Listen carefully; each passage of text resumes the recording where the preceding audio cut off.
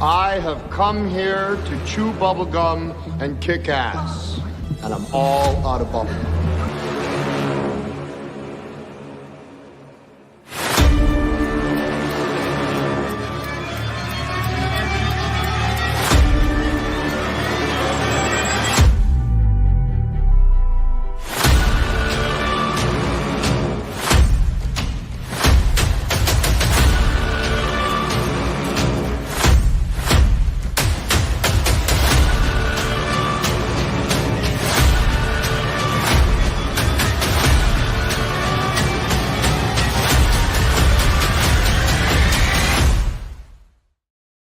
Ladies and gentlemen, my name is Henry Confidential, and we are back at Real Debates. Yes, that is an actual title that is eligible. I did some research. My name is Henry Confidential, and I'm excited for this one because we have two newer debaters, but they're really good friends. So I kind of teased it on the last one. It's either going to work in their favor because they know their opponent's weaknesses as well as just their strengths and how to avoid that, or it's not going to work in their favor because, oh my God, I love him. Blah, blah, blah, I don't want to be mean. Quit being a pussy. Fight.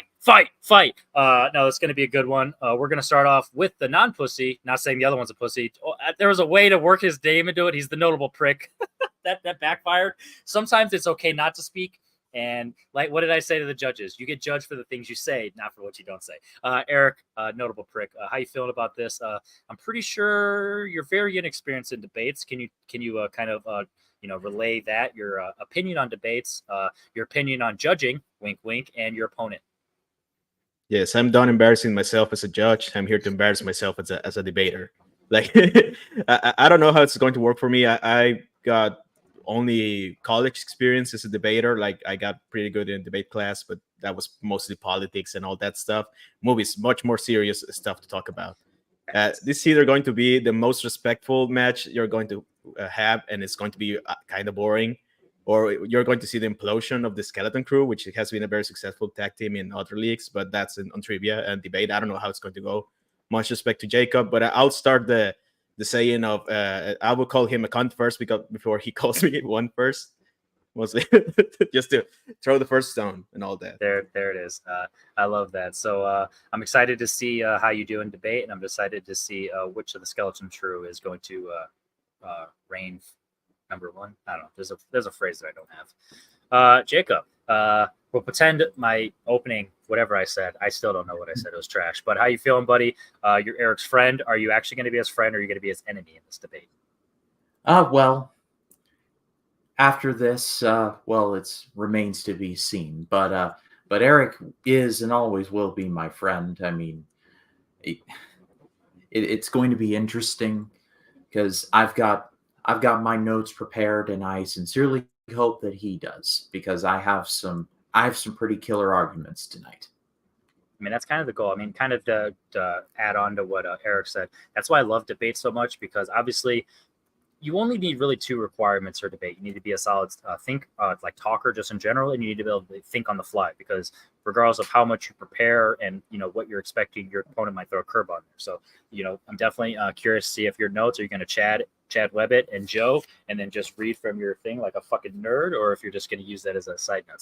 Sorry, Chad, I had to throw a little shade on there. But all right, let's bring in our players, and shout out to my judges behind screen. This is our second debate where we're trying this out. First one without Jay, so it's probably going to go well.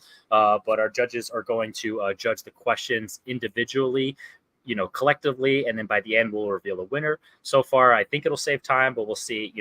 Without Jay and Papa, their dumb faces, if it's actually going to go so well. I've been buying myself some time so I can upload the questions on screen. But with that said, gentlemen, are you ready? Yes. All right. Your first question is going to be: pitch a legacy sequel to a horror franchise film.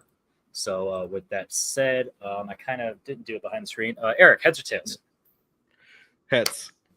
All right, it is heads. Would you like to close on questions 1 and 3 or 2 and 4? I'd like to close on 1 and 3. So, Jacob, we're going to start with you. StreamYard only lets me pop up 1 minute timers. Obviously for this one, it's lucky. So just a reminder how pitches work. We're going to do 1 minute opening, 2-minute expansion on your pitch, then a 4-minute open debate, and then a 1-minute closing. So just a reminder, so there's a little less time back and forth, but at the end of the day, pitches is more pitching. So with that said, the timer will start. Jacob, when you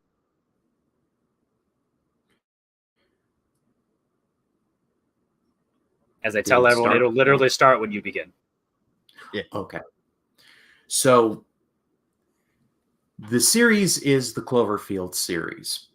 And the pitch that I have is basically a combination of Apocalypse Now, Rambo First Blood Part 2, and The Island of Lost Souls. Basically, you have a convict who is told that if he goes to this place to find where the Clover cells have been experimented on, finds out what they're doing, and then reports back, then he is given immunity and forgiven of all of his sins.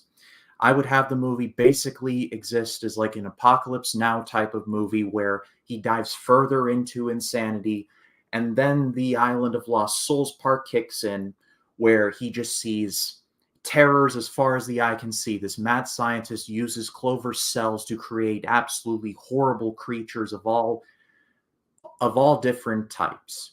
And so it's a combination of Apocalypse Now, Rambo First Blood Part 2, and The Island of Lost Souls. And time. 1 minute, Eric, when you begin. So I think the main appeal of a horror legacy sequel is coming back to the characters you already know. That's why I picked the Gremlins franchise. There's only 2 movies on it, and most people really like it. It's very popular amount around the people that I grew up in the 80s. I'm not one of those myself, but I still really enjoy those movies, and especially want to go back to the characters of the very first 2 movies. That will be Bill, played by Zach Milligan, and Kate. Probably you can return back with Phoebe Cates if she's available, and obviously Gizmo, who is the main appeal of the franchise. You want to go back to those characters because they are very appealing.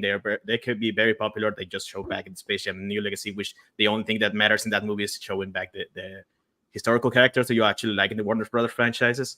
But you got to tell the story first with it. I do not have a pitch in the sense that I'll probably go over it in 2 minutes, but it's a continuation of that story with a very emotional core in it that is very appealing to the way that the first one actually started. So I'll continue with that. All right, just a reminder, 2 minutes to expand on your pitch. Jacob, 2 minutes when you begin.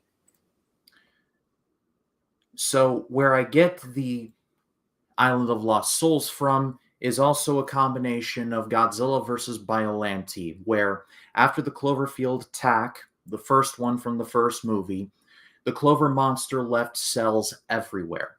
And so an incredibly mad scientist of a military type of persuasion, that's where the Apocalypse Now part comes in, collects it and begins experimenting. So now you get this mad scientist using these cells to create just horrible creatures, mutated creatures that are half Clover monster, half normal animal, sort of like in the Island of the Lost Souls. With Cloverfield, the beauty of a series like that is that there is no strict canon. They're basically more or less separate one-shot stories.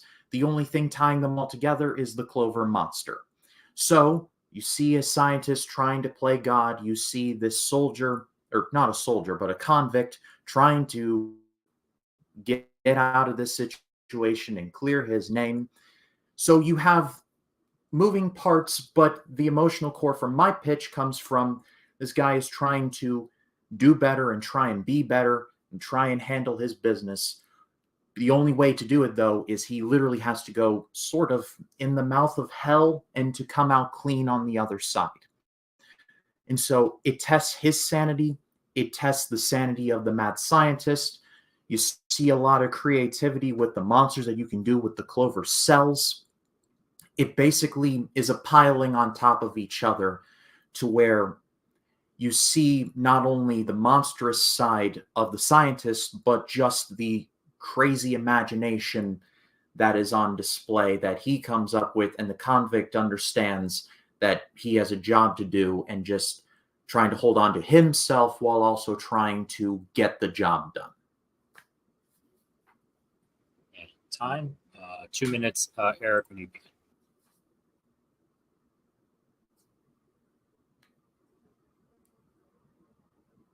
So I think going back to the Gremlins franchise and coming back with a sequel that around this time will probably be 40 years after the first one, if it were to release this year. Like I will go back to the main characters now in their old age, like, and do a discussion about the nostalgia and everything that comes with it, like getting over the nostalgia and all of that. Like the main character obviously will be the family of Billy and Kate, and I will probably bring up a son to connect with that emotional aspect. That the main appeal of the probably bringing this movie is Gizmo is now at his old age. He's been having many adventures in a homely way that not yet in the very opening of the movie, but he's on his old age. He's about to die. He's like a pet that you probably have to go down, but probably Billy is not going to be eager to do that. And his son, who I will probably have it played by Noah Jupe, who's a very good actor. He's in A Quiet Place, but one and part two. He's the son of John Krasinski in that movie. He will be a fantastic core for it. He will see his dad having issues to move on from the almost passing of Gizmo, so he probably will break the rules. Even if he grew up with the rules, you don't do this with Gizmo, but you can kind of he can see that his father is going to probably need another one. But of course, a series of events happens that cause destruction. And this is the other part of the pitch. You have an emotional core with having to move on from a precious pet and his old age, but also the issue that you probably have to get rid of Gizmo to not have any more of these gremlins doing a destruction. And this is where you bring up a director like Christopher Landon, who can come up with an emotional core as well as violence and not R-rated, and probably not R-rated to have it family friendly, but you get to the edges of PG-13 and get some amazing kills there, bloody, like the way he did it in Freaky. Like you get bloody with the gremlins, and you get them doing fun stuff, but at the same time destructive stuff. And at the same time, you get Billy trying to decide if he tries to decide a legacy, and he's going to miss the Gizmo, but at the same time he has to get rid of them. And that I'll probably get to the. All right. Once again, since you guys got an expansion on your 2 minutes, it's only going to be 4 minutes for this open debate when the first person begins. So Erick, when it comes to your pitch, with a legacy sequel, you run the risk of doing a disservice to beloved characters. And so with that, you run the risk of maybe character decisions that aren't necessarily wise. With Cloverfield, there is no strict continuity, so there is more room to play with when it comes to what you can do in the universe. The only thing that really connects everything is the Clover monster. And so I feel like it's more of a sandbox in that it's a sequel, yes, but there is also, it doesn't necessarily, it can connect, but it doesn't necessarily have to. I think I do appreciate the idea you have, but I think the Cloverfield franchise is a damaged brand right now. Like ever since the release of Cloverfield Paradox, is just nobody ever talks about those movies anymore. And the appeal of a legacy sequel, mostly in the very specifics of legacy sequel, is coming back to the characters you already like. I think it's a good idea to have a sandbox on it and all that. But there's no issue to come back. Your movie will be better served outside of the Cloverfield franchise, because it's not a movie that it probably even having the Cloverfield will kind of ruin its appeal, and you will probably have it better served as an original film, as opposed to Gremlins, which I didn't touch on it. So let me get that real quick. You get a director like Christopher Landon. You get a Weta Workshop to work in practical effects, and you touch both of the good stuff in the Gremlins, like Gremlins 2, especially the new batch, is a satire, and probably Gremlins, even if we'll make it seem like a service to go back to as a legacy sequel, you get to make fun of the concept of the legacy sequel. Like you have I had this pitch also in my time, but I didn't get to it. But you get an executive type, like not especially like somebody trying to manage the Gremlins, especially now transform, and don't seeing the actual safe in it, but actually trying to use them for their own service, like a kind of commentary of how executives bring back legacy sequels to make it appeal to the brand. And also the other part, the emotional stuff, like it's sorry. Yeah. That part, the part of like making fun of legacy sequels, that's been done. Like that whole part of it has been done before. So it's not entirely an original idea. And you talk about Cloverfield being a dead brand. when was the last time we got a Gremlins anything? It's like the only time I hear anything about Gremlins in the news lately is when the remake idea has been completely shut down and they have to go back to square one. I'm not going to sit here and defend Cloverfield Paradox. That movie was not good, but it's got 2 really good movies in its series, in the first Cloverfield and then 10 Cloverfield Lane. It's within those 2 movies that you get a found footage movie and you get a claustrophobic, atmospheric horror movie with 10 Cloverfield Lane. So with that, you have more room to work with, and Cloverfield has shown that you can bounce from genre to genre, or subgenre to subgenre in this case. And it just boils down to, you can do a lot more with it. And going back to the point that I said, if you do one thing wrong with the legacy characters, then you just killed your legacy sequel before it's even out of the box. Well, I don't think there's the thing, like there's probably hasn't been anything done with it, but that doesn't mean it's damaged. It's just arresting, as you would probably call it. Like the Gremlins still has popular appeal. It sells a lot of merch. It's most well known for it. Like, even if there hasn't been a movie release, there was a TV series recently that was very popular but slightly canceled because of Warner. You know how they work right now. But you actually get to go back to the characters and tell a different story with it. Like, you probably should give an example of a mockery of legacy sequels. But I think the way the Gremlins does it is you have both the antics of the Gremlins, the Looney Tunes style, the violence that you can get with a Christopher Landon type, but also the emotional stuff that's time. All right, 1 final minute, starting with Jacob. So to put the period at the end of the sentence on my argument, there is more room to breathe with a Cloverfield Legacy sequel. You can do more with it. There is more room for a creative mind to stretch their legs. Like, say, the director of Overlord, for an example. You can do, like I said, my pitch, do like a monster movie wrapped up in an Apocalypse Now package. I think there is more to work with, and my sequel does not run the risk of killing off everything that was so beloved with the first 2 Gremlins movies. Done. Okay, bold strategy there. Going to jump over to Eric. 1 minute. Erick, you're muted, by the way. I didn't start yet. Good trick. Boom, roast. Yeah. Mm.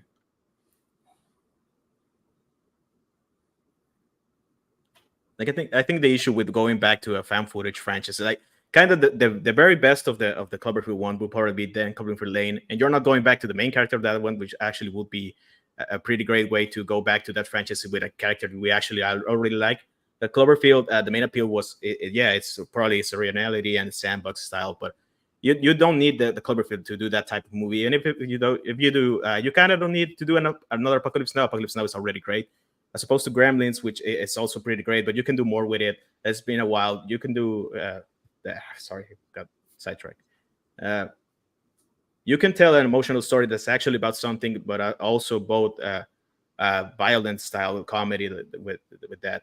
And it's especially resonant to me because I had a pet who just passed away. It's not you don't count it on it, but I was just thinking about it, like the way to let go and to go that, and also family dynamics you can get with that. That tells more about the characters. Even if it makes more of a comedy than a horror, you get with any other Gremlins one. And time. All right, Judge behind the scene, just kind of put your notes together because we are moving on to question number 2, which is going to be, what Tom Hardy leading movie has the best script? So this one is, if you kind of just look at, top build, so everything was accepted. So obviously, it kind of doesn't matter.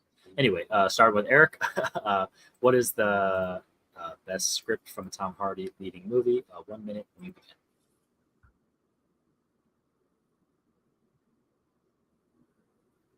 Well, looking over at an answer for this particular question, like, I was actually surprised that there's not many Tom Hardy movies I actually call classics, but the one that I will especially put in that category is Mad Max Fury Road.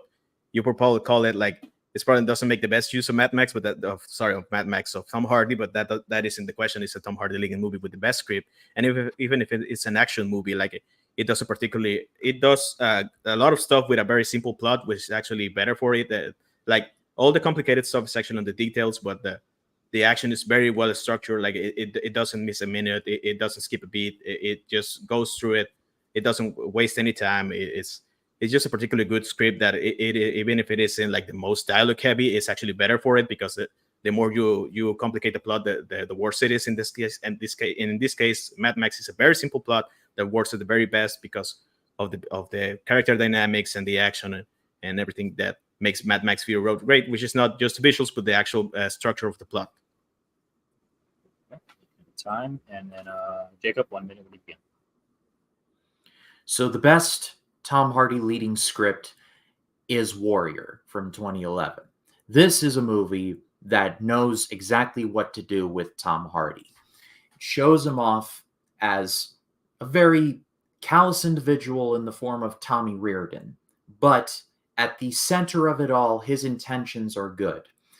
Some of the things that he says and some of the things that he does are very debatable in terms of their goodness, for lack of a better word, but he enters that MMA tournament for the right reasons. He does some questionable things. He has a very questionable attitude, but at the end of the day, he does it for the right reasons, and he has no time for bullshit or anything like that. And he certainly has no time for any sort of family reunion. His family to him is just a means to an end.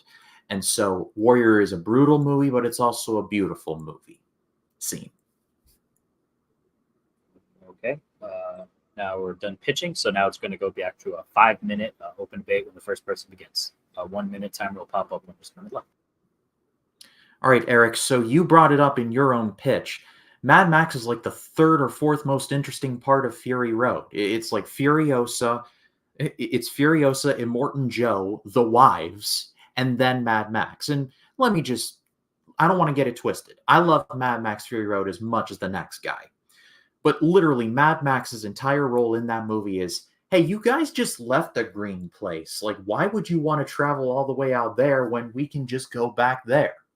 So, again, and I love Mad Max Fury Road, but Warrior knows exactly what it's doing with its Tom Hardy. There are so many scenes and so many moments. A casino scene where he just unloads all of Nick Nolte, all of his baggage on Nick Nolte. I could talk about it just for days. The scene on the beach with Joel Edgerton's like, nah, you weren't there. You weren't there for any of that. Yeah, I exactly brought up that point because that's not exactly the question. The question is not what movie does a better use of Tom Hardy as a character, is what movie has a better script. And to the point of Warrior, I actually really like the movie, but Warrior doesn't actually voice a balance issue with a balanced view. You haven't even talked about Joel Edgerton's character, which is actually the main appeal of the movie for many viewers, because it is actually more on his side than is the side of Tom Hardy. If you remember correctly, they actually revealed his issues very well into the movie. The movie also has issues with trying to stack up the odds too much for the characters, especially for Tom Hardy's character, because they revealed that he went AWOL very way into the movie, and in a very that's my least favorite part about the movie. Like, they revealed that he went AWOL and the military is looking for him, and that doesn't come up at all at the very end. Like, the movie tries to handle too many things. Like Joel Edgerton has to pay up his house, and Tom Hardy has the AWOL thing. It doesn't actually present like a balance point of those two. Like, it actually makes you root for more Joel Edgerton if you see the way they frame the battles. Like, Joel Edgerton is battling more of an underdog thing, and Tom Hardy, you all actually know his motives way later in the movie. In Mad Max, even if Mad Max is not the main appeal of the movie, the question is not that. The question is which has the better script. And an emotional, simple moment like Furiosa screaming out of her lungs in the desert is a much stronger point that heavy dialogue scene in the beach or in the casino, where kind of Warrior falls into the traps of being a melodrama in that regard.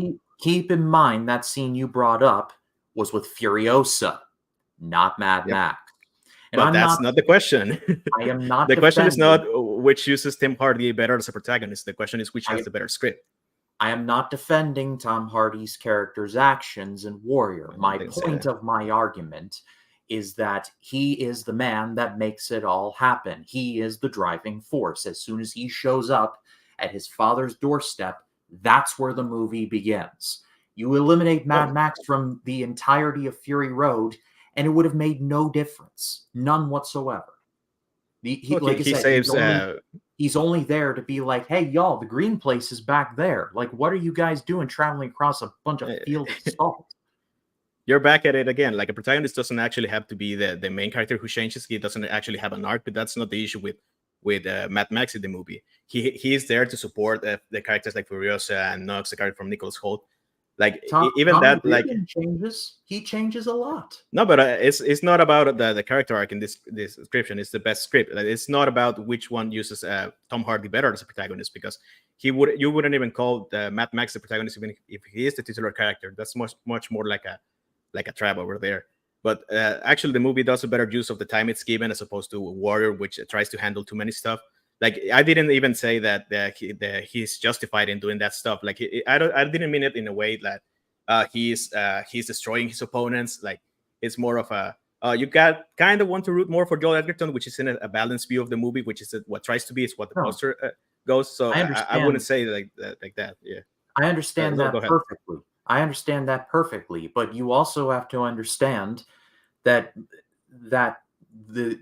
that Tommy Reardon in Warrior is the reason why that Joel Edgerton enters the MMA tournament, the Spartan tournament.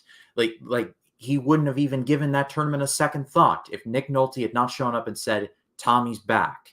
And then just like that starts the domino effect. In terms of the script, the entire reason why Warrior exists is Tom Hardy's character. Like in Fury Road. That's not the question, though. That's not even the question in this case. Like, no, the leading movie has the best script. Like, it's the overall. And time. All right. Fun fact. Questions are down below. Moving into our closings, we're going to start with Eric. 1 minute when you begin.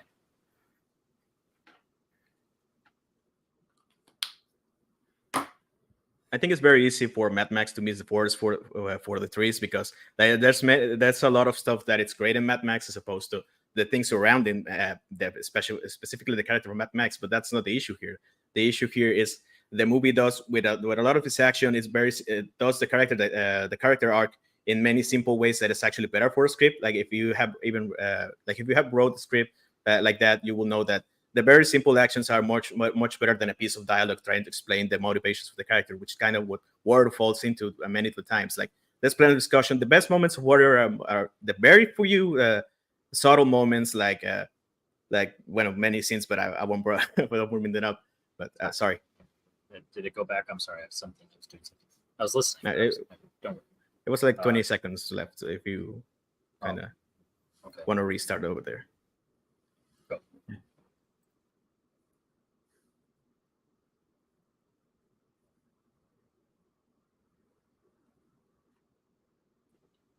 Did you mute? What are you thinking? Seeing it. Oh, yeah. Hold on, you're back. Hold on. Let me know. Okay, it was me. Yeah. Hold up. Let me.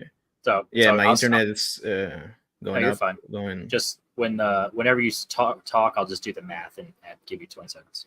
So just let me know. Yeah, can you hear me well enough right now? Because I can hear you. Yeah, now it's kind of back.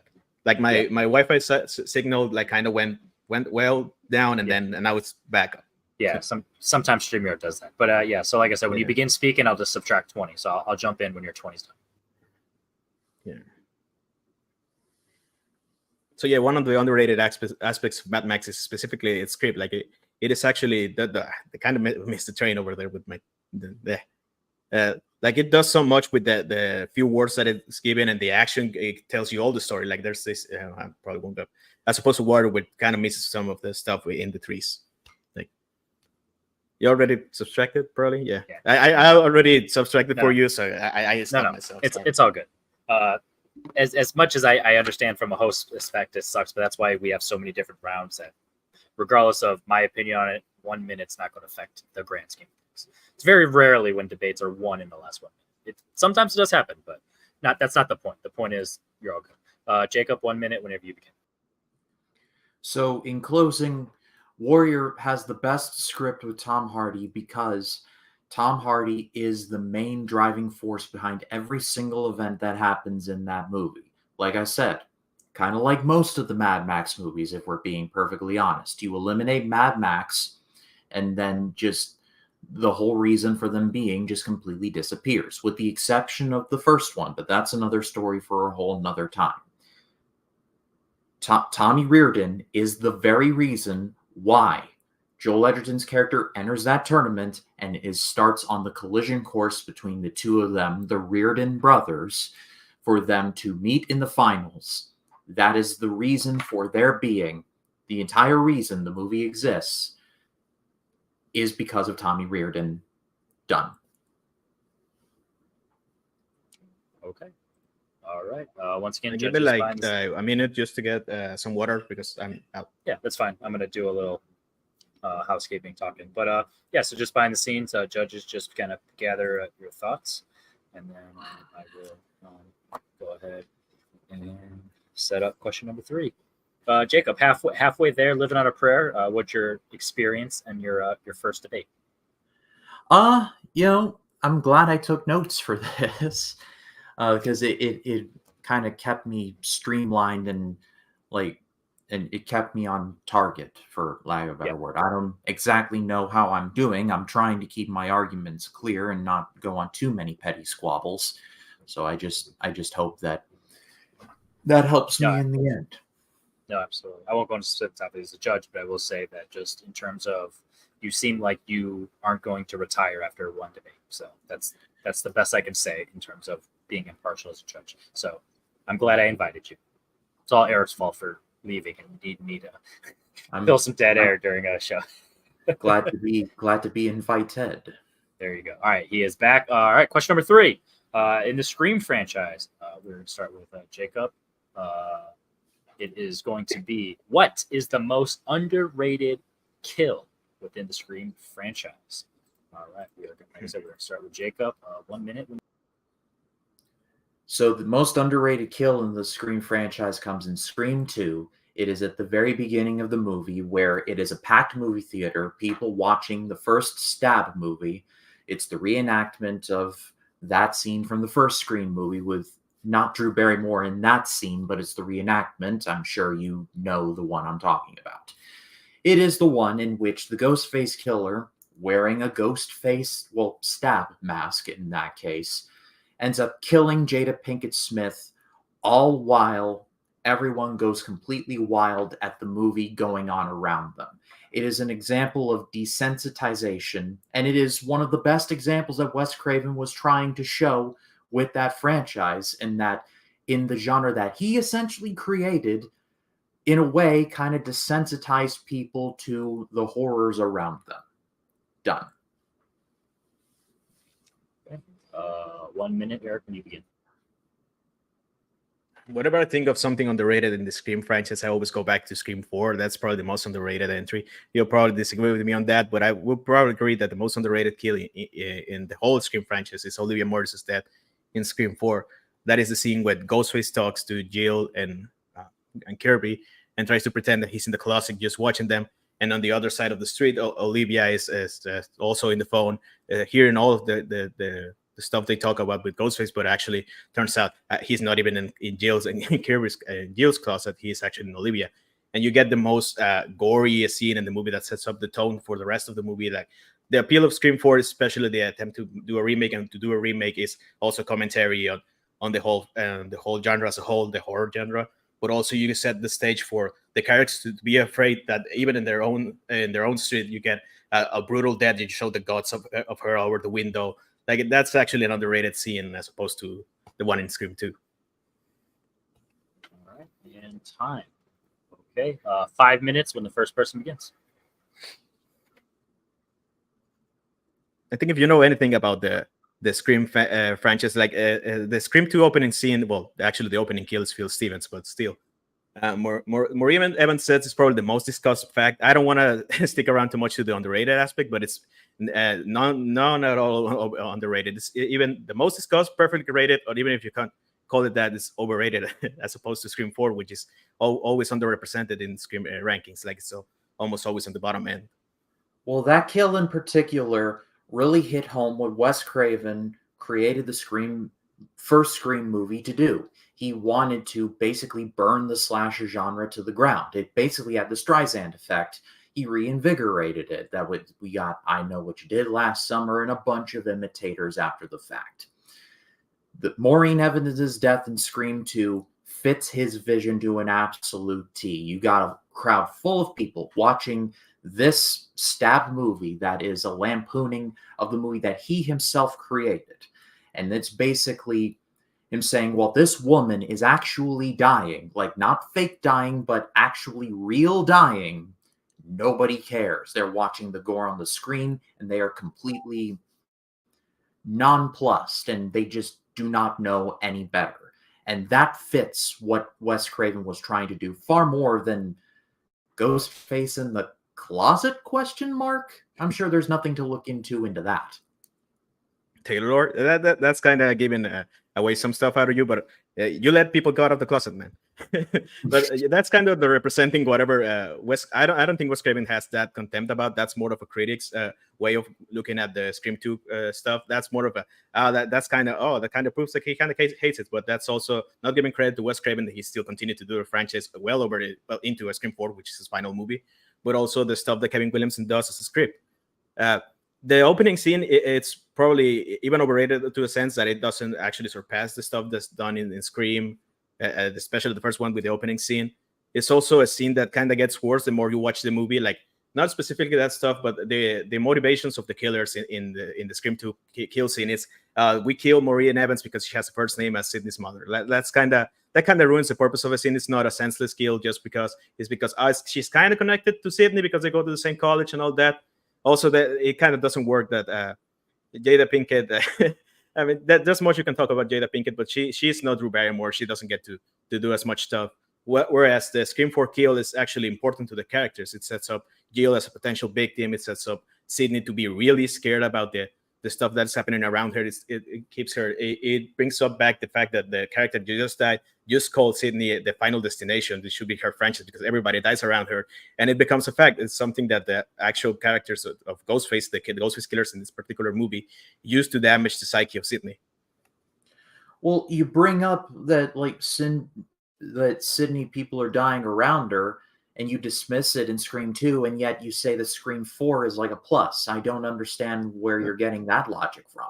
The character that dies in the opening scene of Scream 2 isn't actually related at all to Sydney. They just go to the same college, and it's not presented in a way to Sydney. Like, she starts believing that Ghostface is back after a while in the movie. The opening scene doesn't actually have anything to do with her. This, for example, the Scream opening scene in the first one is actually somebody that is kind of more related to Sydney because she sits right beside her in the school. And Maureen Evans, she didn't even know. She didn't know by name. It didn't affect her in a sense. The only thing that affected her, it was in the movie that was based on her. But it doesn't actually do much for the character besides that. Like, it's just a sidetrack in a later scene where they discuss, that's what she died because she has a first name.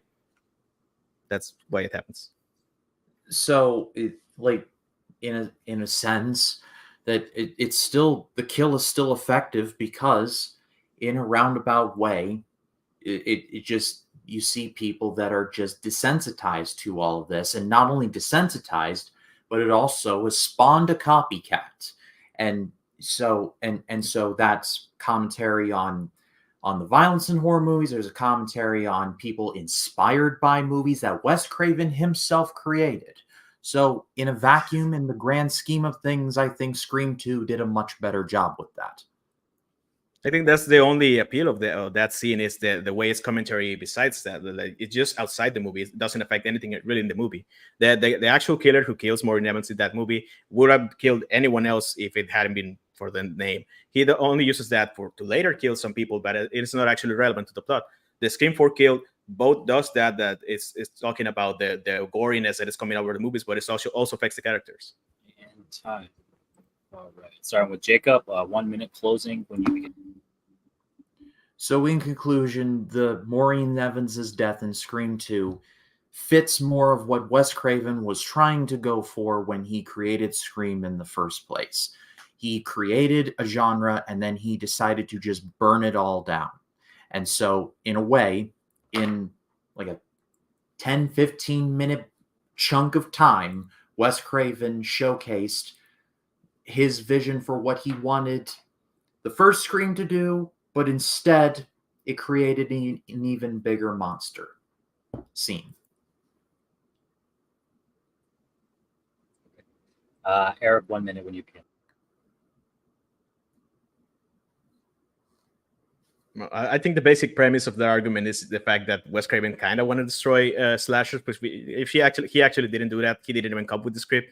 Like the first one, it was brought to him, and sure, I'll choose to direct it. He made that scene mostly to talk about other people trying to tell him that your movies are causing the damage in it, but that's not what the movie thinks. Like, even the motivations of the killer in that very same movie are kind of ridiculous to this point. Like, he was trying to put the blame on movies for his motivations. The Scream 4 killings are much more personal for it. That especially the Olivia Morris's death, like, is the neighbor in the house that Sydney's right now staying. It makes it like, oh, the danger is present, but it's also a commentary on the way that horror is getting more gorier. So that's why the killers are trying to do that. But even though the killers are still doing the ghostly stuff, that they are not doing it for to blame the movies. They are doing it to get famous, which was actually a very inspired commentary that they did in that movie that was way ahead of its time. Like, you see people now doing that kind of stuff just to get famous, not necessarily killing, but you get the point. They are going to those extremes right now. That's what happened earlier, but that's not good. We all worked it out. It just kind of resets. But anyway, all right. So with that said, judges behind the scenes, kind of gather your thoughts, and we are moving on to the final main round debate. See, look at this. We're going to be under an hour no matter what. This. You see, Jay, it's all your fault. All right, going into your final prep question, and that is going to be in the Jurassic franchise. What is the worst character decision within the Jurassic Park franchise? We're going to start with Eric. So 1 minute, Eric, when you begin.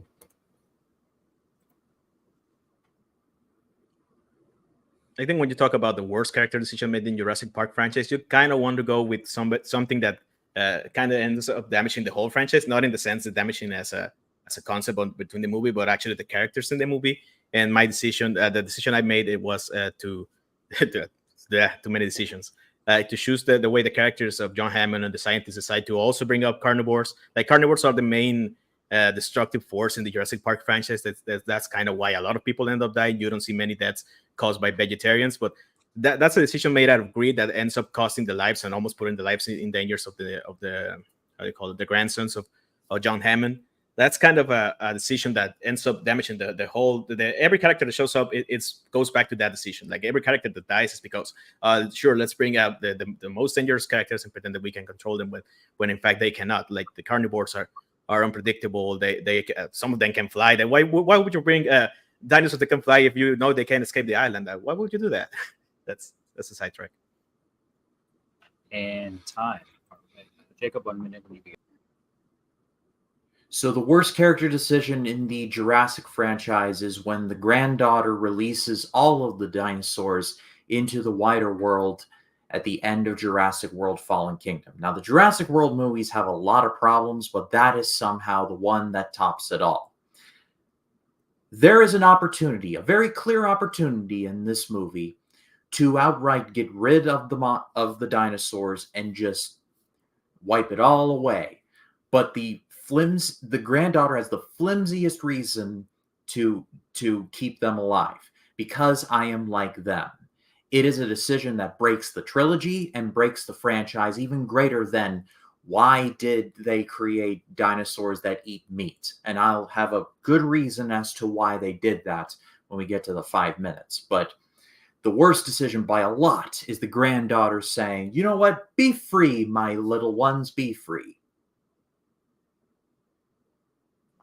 Time. I was waiting to see if there's any more of Jacob's performance there. All right, 5 minute free-form debate when the first person begins. Born free. No.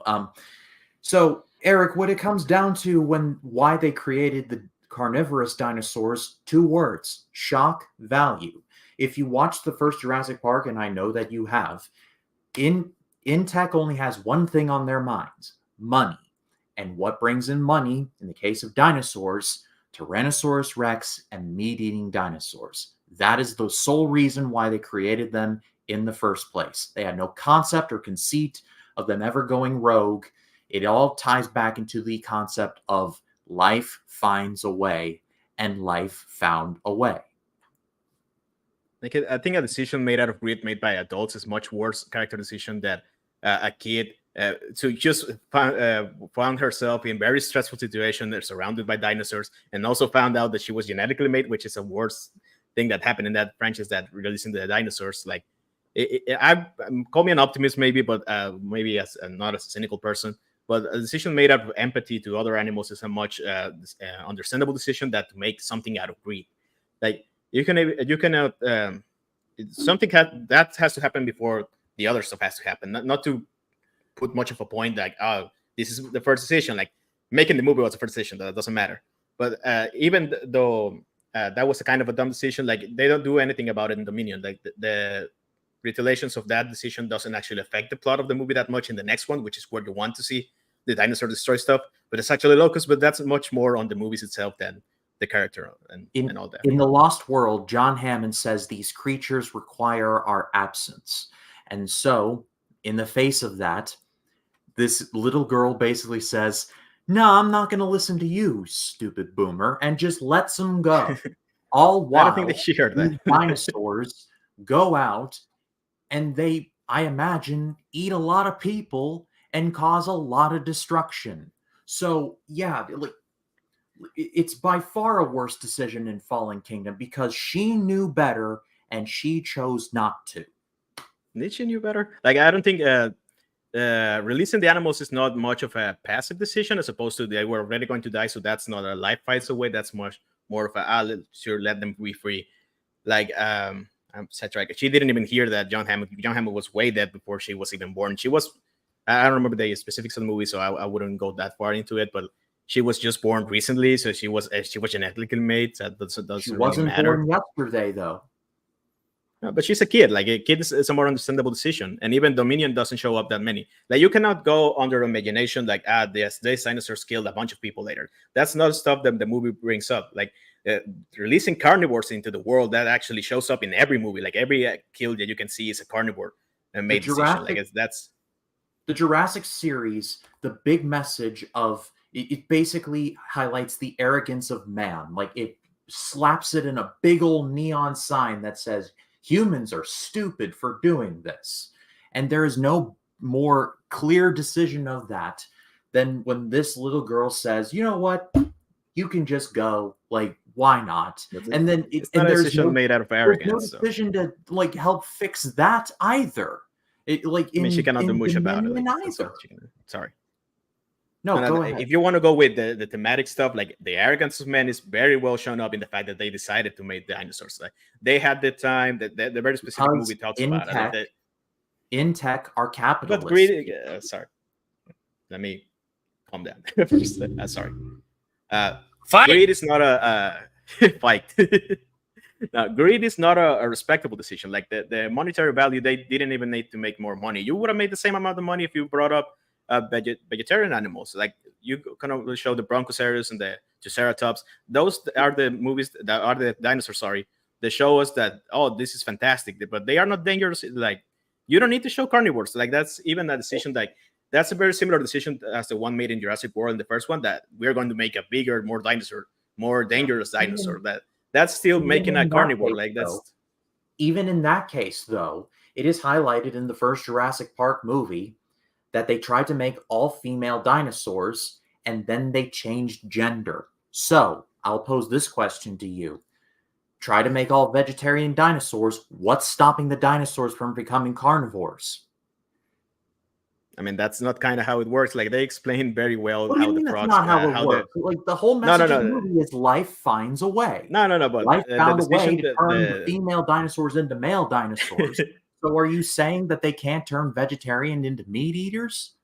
That's going into hypothetical. That's not the same thing. Like, most animals don't go into carnivores in the very same time. Off something that happened. Like, hold up. Like, it's very different. Like, the frog stuff is actually kind of related to science in the way that actually frogs tend to do that they try to change genders when there's not enough to reproduce. There's not a scientific fact. You probably should look it up before doing that argument. Like, vegetarians turn into carnivores. Like, greed is a much more dumb decision. Like in real life, people do dumb decisions for greed as opposed to empathy, which I actually can relate to. Like it's not a great decision, but it's not worse than greed. And time might have went a little extra long there because I was just so invested. You guys yelling at each other. It's awesome. So you might have got an extra 30 seconds or so. All right. It took until fourth round, but hey, we're getting the itch, baby. And not the one that needs penicillin shot. 1 minute, Eric, when you begin. Thank God for that. Not the 1 minute, but the shot, the penicillin. No, I'm allergic to penicillin. I can't. Oh, so am I. Then you're stuck with it, baby. Yeah. Hold on. I think the main appeal of doing the carnivores is just greed, but greed, they don't even need more. Like, sure, you can go ahead and talk about the lawyers and they want to make the most money, but John Hammond is the one that makes the decision. So even if he didn't want to make for greed, the only actual reason to do that is for greed, as opposed to trying to liberate animals that she can relate to, because she was also made in a genetical stuff. Like the movie that follows up Jurassic World, Fallen Kingdom, doesn't actually make a big deal out of dinosaurs being released into the world. They actually kind of managed to control them very easy. So the decision doesn't actually cover much ground into the Jurassic Park franchise. The worst decision made in the Jurassic Park franchise, it covers all the stuff that happens is making carnivores, because every carnivore is the one who kills every character that follows up into the movies, except for the ones that die of old age, like John Hammond probably. But like a kid making a decision like that is not as worse as full-grown adults with actual means to do it, deciding to do the dangerous animals instead of just the vegetarians. And time. Old John Hammond taking random shots. Jacob, 1 minute when you begin.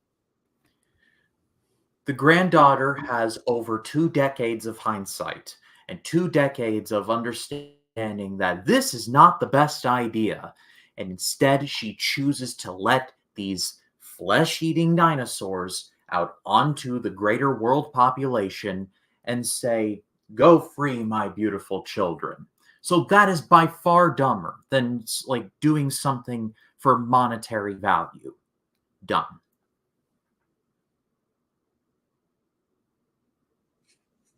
I hate that so much, but my notes are still my notes. It doesn't affect anything, but I hate it so much. As someone who just uses all my time, as always, as a debate, I'll always have a personal gripe with that. No, that's just me being a competitor, just judging. Like I said, my notes are my notes. It has no bearing on it, but I just wanted to say that for the record. I'll aggressively stare at my opponent for 20 seconds if that helps.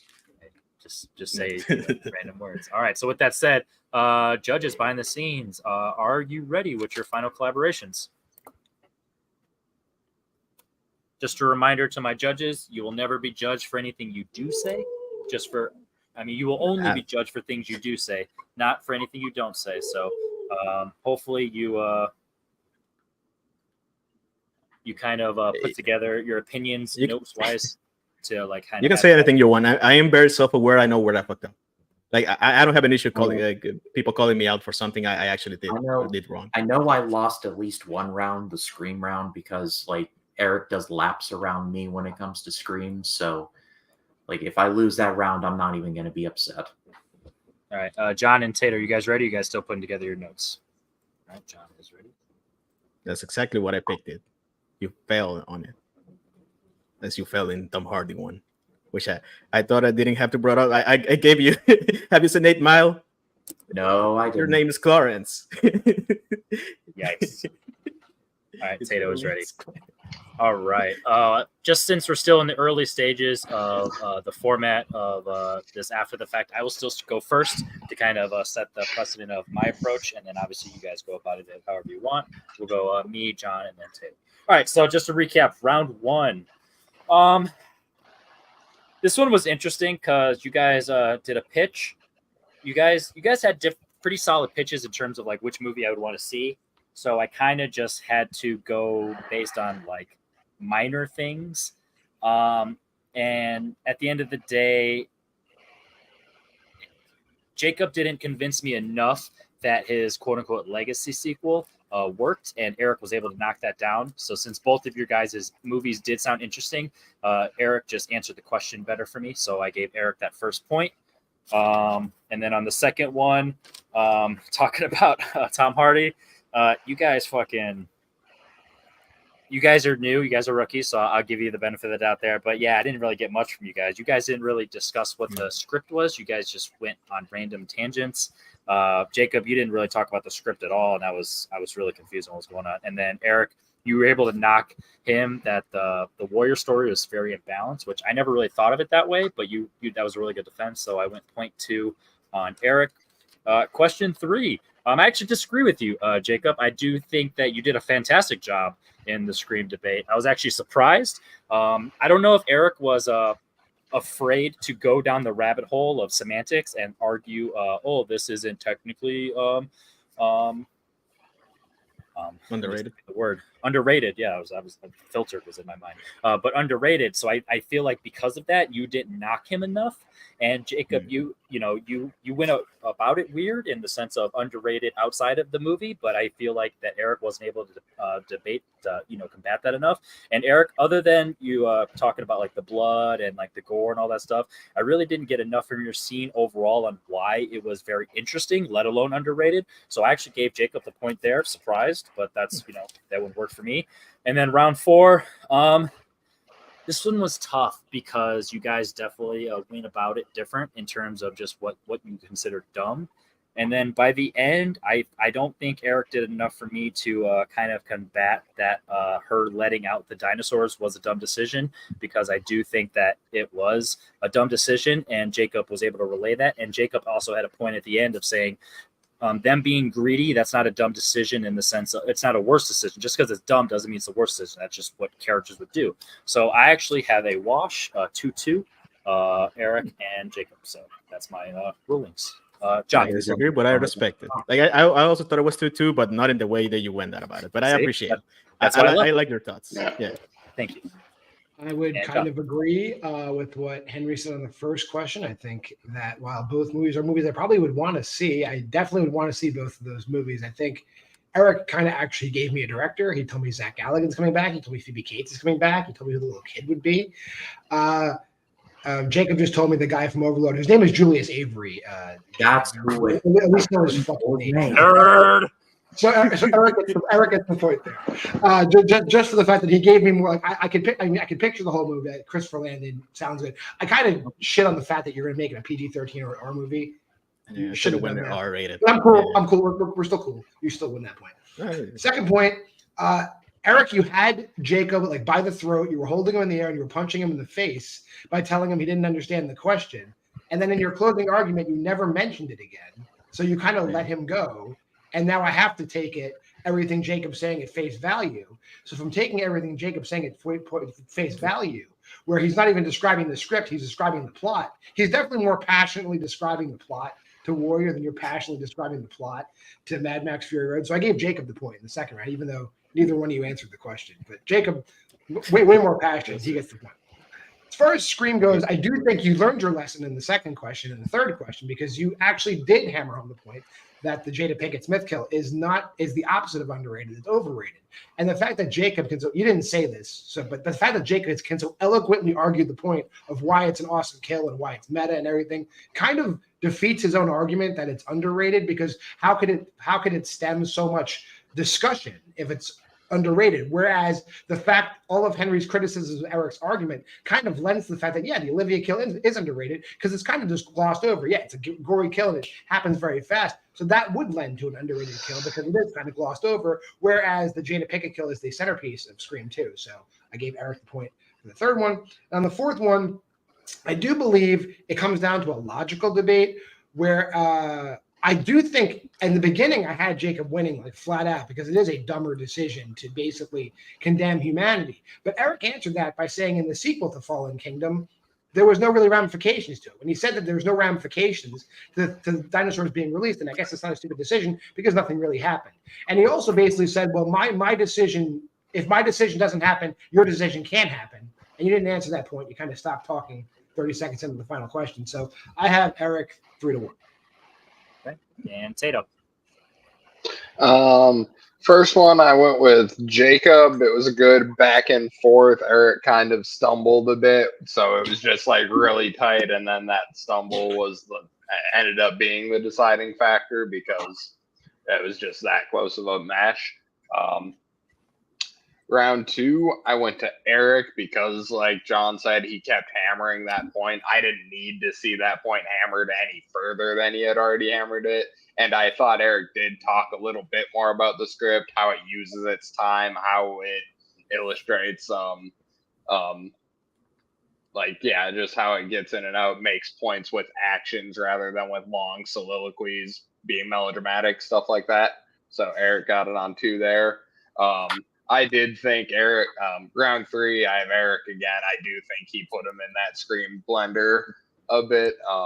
And he talked more about the relevance of the story, more about the kill itself, whereas Cameron just kind of hammered the meta-ness, and that wasn't a whole lot for me.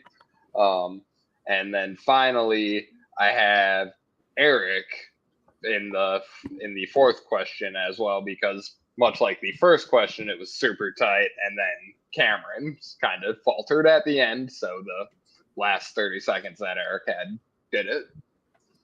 All right, so with Jacob, that Erick, said, Erick. and your winner, Erick. He's going to get that final score, which I did my bad tally mark. So 4 points went towards Jacob. So that means the other 8. 12, 8. So 8-4 in total votes wise in Erick's favor. So with that said, shout out my fellow judges, John and Tato. I'm going to take you back, and I'm going to talk to our debaters. We'll start with Erick. Erick, debate debut, playing your partner, and only started to yell at him towards the end. What are your thoughts on how this went? What are your thoughts on just your experience that you've built in debate, and already what can you learn from? I mean, this was something that actually was pointed out to me in my debate class. I don't actually go for the kill that much.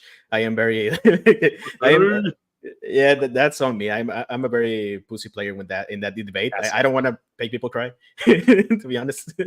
Trust me, the more W's you start racking up, you start to get afraid that you're going to lose, and now you have to start going for that jugular. It gets ugly the better you get at debate. I'm very glad that none of us went for like very cheap shots. Like I think every point was made. Like Jacob did fantastic. Like I think he had me on the first. To be honest, I'm actually really glad you like my pitch for Gremlins 3.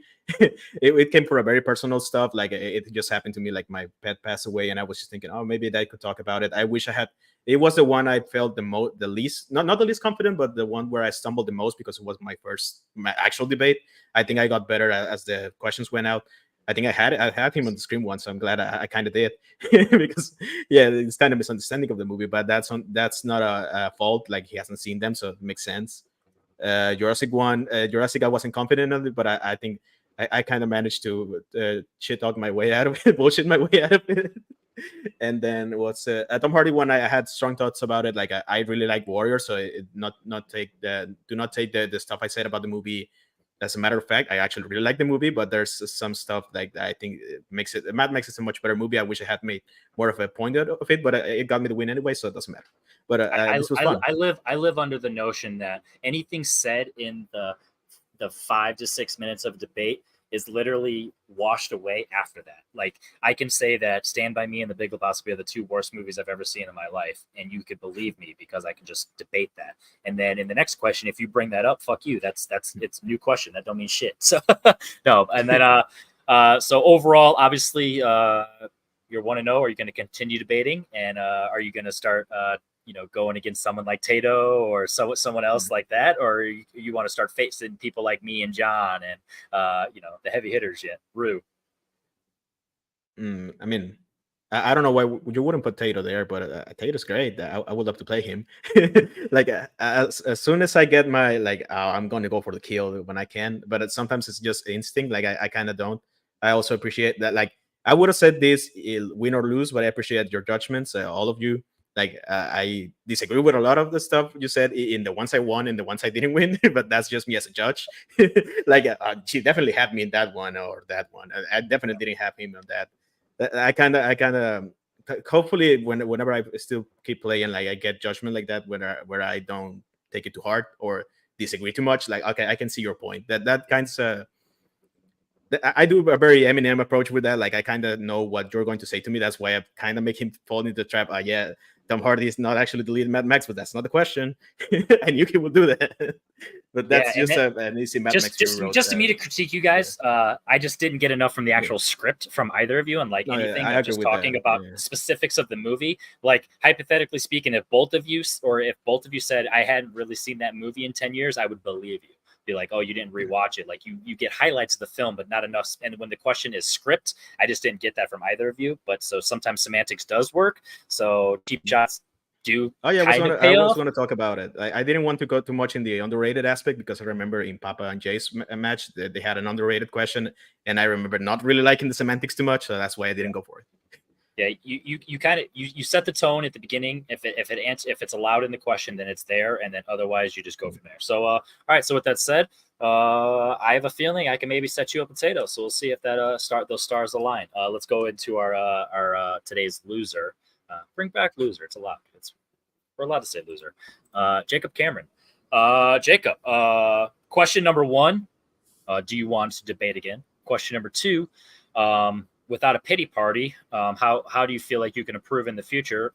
You use all fucking 1 minute your timers. And then point number 3, do you feel like you would have stepped on the throat more of Erick, or do you feel like the respect factor worked for you and just these questions didn't?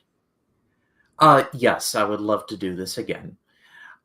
Second of all, I didn't realize in the moment that I was repeating myself so much, and like I guess with the power of hindsight, I guess I wasn't thinking about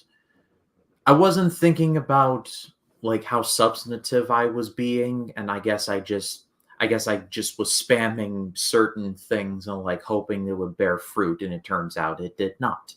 So that is nobody's fault but mine. Erick is Experience. not. I'll tell you that immediately. Experience. The more you're experienced with it, you will. Those are things that'll just come naturally. To be Everyone's perfectly done honest, I kind of came into this pretty blind. I had no idea what to expect. I mean, I watched a match beforehand, so I knew like the structure for the most part, but like in terms of like until you're actually in it, you truly don't know. So there was a part of me that was like, I'm just going to approach this like how I approached my first multiplex match with Rick Weaver. I don't know how well I'm going to do, but I'm going to just try and not embarrass myself. And I don't think I embarrassed myself too badly tonight. I knew the screen question, that was going to be my weakest round, and somehow I did better than I could have ever anticipated with that one. You fooled me. So I think my big takeaway is I did better than I thought, but I would love to give this another shot and another shot after that. There you go. I love that. All right. So congratulations on confidence booster, and then hopefully to see you in the debate chair real soon. All right, so with that said, my name's Henry Confidence. If you've made this far in the video, you probably liked it. Go ahead and drop a like. Make sure you go ahead and check out everything that John's doing over on Why We Love Horror. Make sure you follow his TikTok and all that stuff. Make sure you follow Erick on TikTok, but make sure you got the SAP on that motherfucker because he don't be speaking English. And speaking of not speaking English, Tato's here. He's here because we do speak English. And shout out Jacob Cameron, Ryan Cam. Trust me, we're all confused. What the fuck does that mean? Jacob, Ryan, who the fuck is who? My name's Henry Confidential. Y'all are you. We out. Real debates. I gotta piss.